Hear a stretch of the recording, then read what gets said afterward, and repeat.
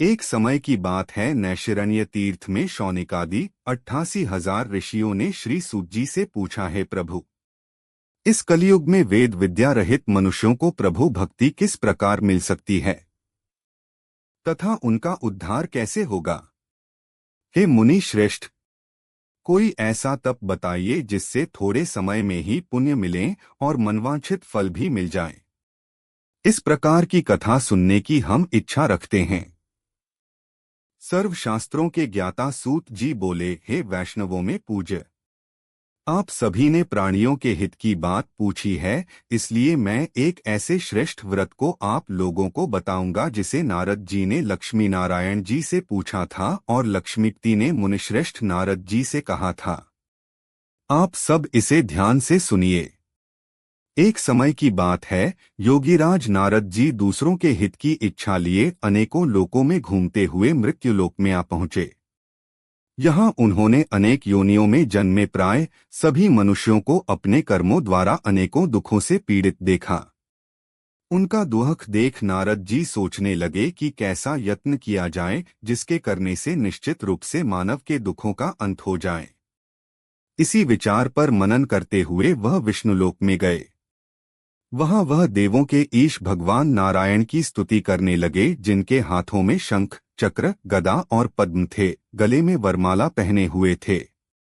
स्तुति करते हुए नारद जी बोले, हे भगवान, आप अत्यंत शक्ति से संपन्न हैं, मन तथा वाणी भी आपको नहीं पा सकती हैं। आपका आदि, मध्य तथा अंत नहीं है।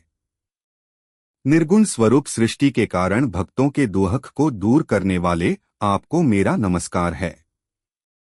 नारद जी की स्तुति सुन विष्णु भगवान बोले, हे मुनिश्रेष्ठ, आपके मन में क्या बात है? आप किस काम के लिए पधारे हैं? उसे नीच संकोच कहो। इस पर नारद मुनि बोले कि मृत्युलोक में अनेक योनियों में जन्मे मनुष्य अपने कर्मों के द्वारा अनेकों दुख से दुखी हो रहे हैं। हे नाथ, आप मुझ पर दया रखते हैं तो बताइए कि वो मनुष्य थोड़े प्रयास से ही अपने दुखों से कैसे छुटकारा पा सकते हैं। श्रीहरि बोले, हे नारद, मनुष्यों की भलाई के लिए तुमने बहुत अच्छी बात पूछी है। जिसके करने से मनुष्य मोह से छूट जाता है, वह बात मैं कहता हूं, उसे सुनो। स्वर्ग लोक व मृत्युलोक दोनों में एक दुर्लभ उत्तम व्रत है जो पुण्य देने वाला है। आज प्रेमवश होकर मैं उसे तुमसे कहता हूं। श्री सत्यनारायण भगवान का यह व्रत अच्छी तरह विधानपूर्वक करके मनुष्य तुरंत ही यहाँ सुख भोग कर मरने पर मोक्ष पाता है।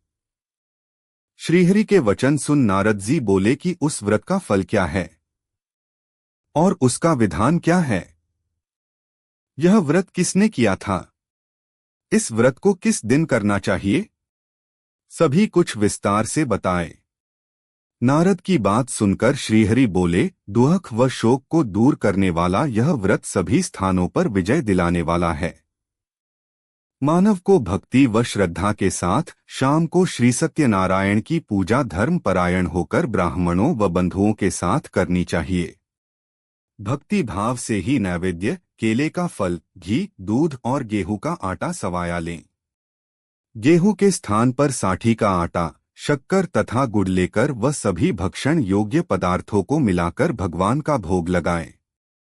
ब्राह्मणों सहित बंधु बांधवों को भी भोजन कराएं, उसके बाद स्वयं भोजन करें। भजन कीर्तन के साथ भगवान की भक्ति में लीन हो जाएं। इस तरह से सत्यनारायण भगवान का यह व्रत करने पर मनुष्य की सारी इच्छाएं निश्चित रूप से पूरी होती हैं।